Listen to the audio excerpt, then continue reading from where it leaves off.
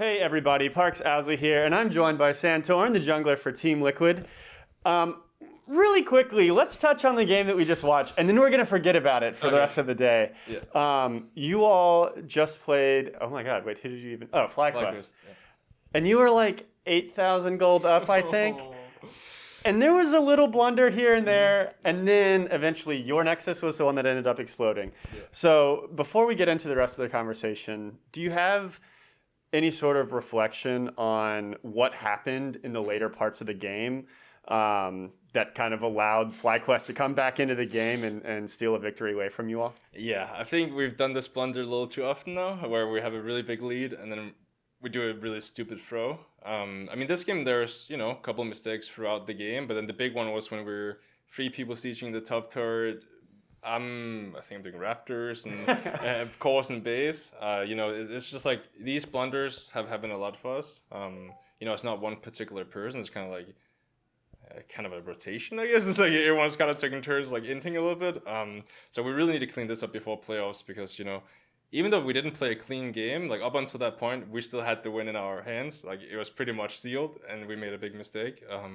So, I mean, I'm not too upset about it, but it's definitely something, especially coding staff is a little worried about it because you are doing really well and then you just randomly throw the entire game away, and if you do that in playoffs it can be detrimental. So for sure. Is this something, I mean, obviously the fact that you were sitting tied for first before definitely makes it a little easier, like it's okay, like we're not gonna like lose our playoff spot. Is this something that you're like really worried about as a trend, or is it something that you're like, okay, we're gonna fix it, I'm not worried, we will do the work? Where are you kind of feeling on that? Yeah, I'm not too worried because I think a lot of the time we're also just, playing a little too fast and just like testing limits and doing things that, are not like the standard macro play, because I'm pretty sure if we just do the standard macro play and all of these throws, we just instantly win the game. So like, I'm not too worried because I think we can still like pull it back to like what, the very standard plays. I think it's just right now we have a lot of different ideas that, ways to potentially end the game slightly earlier, like whatever it might be, and we can just always like pull it back a little bit. So taking a few more risks, being a little more experimental. Yeah. It is the regular season, you have locked playoffs, so very understandable. But of course, hoping to see that be a little cleaner in 2 weeks when we're in a best of 5 series. So best of luck, of course, with that. Now, completely moving on, forgetting all about that game. I wanted to talk to you some about this season. I haven't been able to speak to you yet, and we're almost at the end. But I want to reflect some on the end of last year, going to Worlds, going into off season, and just kind of see how all of that was for you. So obviously last year, for those who weren't paying attention or who need a reminder, you were having some health issues. You go into Worlds, you're back with the team. You guys go 3-3 again for like the 3rd or 4th year in a row.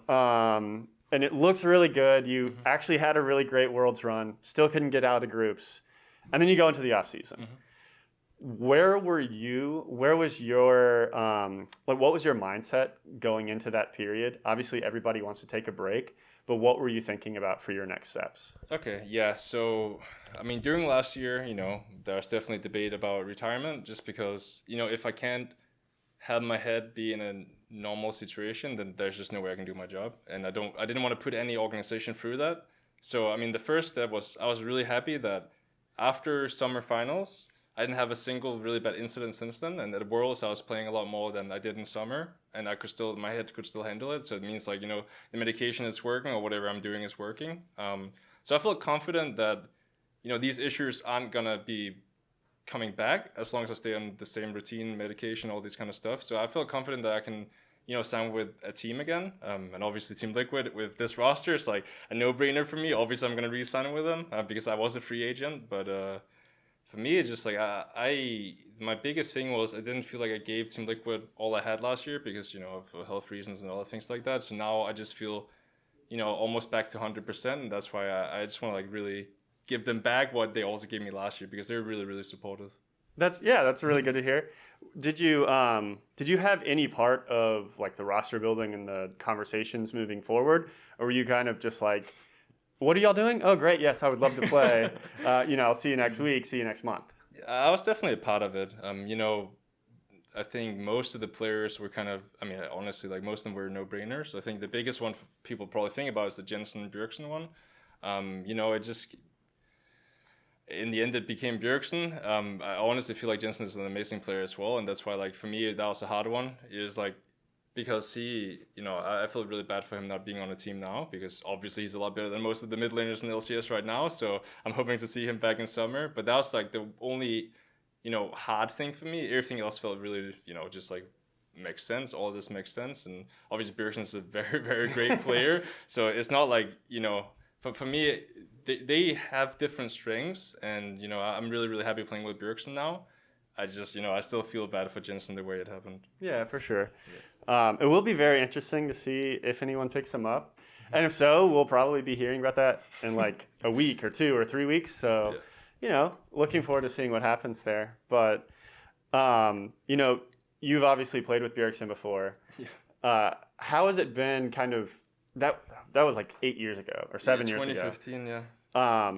How has it been kind of, getting back in to that relationship, jungle mid synergy, but then also, filling in with the rest of the roster, because it is quite a few new pieces for you all this year. So, I mean, Bjerg is just such an, amazing teammate and player. So it's been very easy for him to like come into the team because, he has a really good mindset about the game, but also just how to be a good person and a good human. Like, he has really good routine, always on time, like not always on time, but most of the time on time. But in general, he's just like a really well-rounded person and player, so it's very easy and natural to work with him. I think we've both grown a lot since 2015. Obviously, we're both very young back then, and we had so many things to learn. So it's like really nice to play with him now, where I feel like we're both way more well-rounded. And back then it'd be like me always just helping him because he just 1v9 every game. Now it's like he can still 1v9 the game, but he can also play to other teammates, and he's just like. He's just very flexible, and that's something that I can definitely tell there's been a big change since last time I played with him. Mm-hmm. How was it for you managing some of the roster swap? Because obviously people have been talking to Core and they've been talking to Hans, including myself. But I know that jungle support synergy is really big. Yeah. So what was it like kind of working with Eyla, making sure that you could still fulfill your role and do all the things you needed to while using a sub for who knows how long? How was all of that? Yes, I mean, I'm not going to lie. Obviously, it's a lot easier to play with Cole because I played with him last year as well, and he's an excellent support. He's pretty good. But luckily, Eyla is also really good support. So, like, even though, there were things that felt missing, it's like he was still doing a great job, and it's like it's natural to work with him. So I was happy that, we had a really good support in the academy, because else it could feel a lot harder to do my job. So, obviously there's synergy that's kind of missing when you haven't played with him before. But I felt like he was, doing everything he could to just like step up and be the core JJ. And like, like he's been watching our bots, like he's been like watching him scrim, this kind of stuff. So like, I feel like, it almost felt like natural to play with Eyla as well. Yeah, that's cool. I know that they have obviously been supportive of each other, but would you call Eyla the second best support in the LCS? So that one is that one is putting me on the spot. I think he's definitely worthy of being an LCS support, 100%. I think saying second, I can't argue for or against that. I don't play AD carry as well, so as a jungler, I like playing with him. I'll give you that much, and I think he should be on LCS team anytime soon. He's got the Santorin stamp of approval. Yeah, 100%. Well, cool. What are your thoughts going into playoffs? You have 3 games left. You are still, I think, currently sitting alone in second place, I think. And right now, we're equal until C9 has played. Yeah. And hopefully they lose. Hopefully they lose. We're still equal. There we go. But if they win, then we're second place. Then you'll be, and I don't think that anyone else is with you there. No, I think you were like 2 or 3 games up. Yeah, something like that. So... you should most likely, unless you just bottom out next week, you'll likely be in the second place slot. Yeah. So what is your kind of mindset moving forward from here, preparing for the Super Week, but also preparing for the playoff run? Yeah, so obviously we want to win as many games as we can in the regular season, but ultimately in my head, as long as we're top 2, that's what matters for me. I'm still I think we as a team are still very open to like try new strategies right now, because this is the best time to do it, because the games matter, but they don't completely matter. Also, even if we were to be like third place or something, that doesn't mean like, oh, our playoffs run is so hard now. It's like, for us, we just want to make sure that we're as prepared as possible for playoffs. So whether that's like playing new compositions, drafts, whatever it might be, try new champions. These are just like the things we want to, kind of drill before the playoffs actually happen. Mm-hmm. I think throughout the season, and this is something that I have like some experience with, when my old company used to do like top 10 power rankings, I think we put TL on there twice. Ooh. And like both times we would like put y'all as like 9th or 10th. You would then go like 1-1, like really ugly, or like 0-2 or something. And then you would always like bounce back and look really good like the next 2 or 3 weeks. And then we put you back on and you'd be like, no. Do you have any thoughts about like the consistency of the team? Is that mostly kind of just due to the, okay, we're comfortable, we're confident, we're going to experiment, like Shyvana top and hey, you won that game.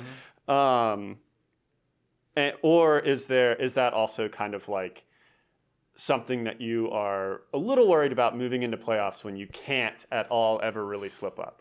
I mean, right now I'm still really confident, even though we lost to FlyQuest today. Like in the bigger picture, I don't think it matters too much, because it's like comes down to like these like small decisions that you could very easily have done a better decision. Like it's not like, oh my god, it's such a hard decision to make. It's a very easy decision to make to like not see tier 2, like these kind of things. For me, I just like trying different styles. We've been playing a lot more through top as of recent, and not just pure front to back comps. Obviously, we can play this stuff too, but we want to branch out and try new things, because that's like ultimately what you need to be ready for in playoffs. Like you can't just play the same comp every single game. It's gonna get banned out. Maybe they'll play it, like whatever it might be. So I still feel really, really good about it. It's just like losing sucks, especially when it's against my former organization, FlyQuest. Yeah. But I mean, if there's a team I want to lose to, it's okay, FlyQuest. Like you can have it. I'm happy for you guys, But in general, no, I feel good, and I'm sure the rest of the team does as well. Yeah, you got to give them some more trees. So. Yeah, exactly. Well, thank you so much for the interview. Is there anything that you want to say to TL fans, to Santorin fans out there? Yeah, we're very sorry about the throw today, and the other ones beforehand. We'll make sure to clean up for playoffs. Awesome. Thank you so much for the interview. Thank you all for watching. Please like and subscribe, and check out the rest of the content, and we'll see you next time.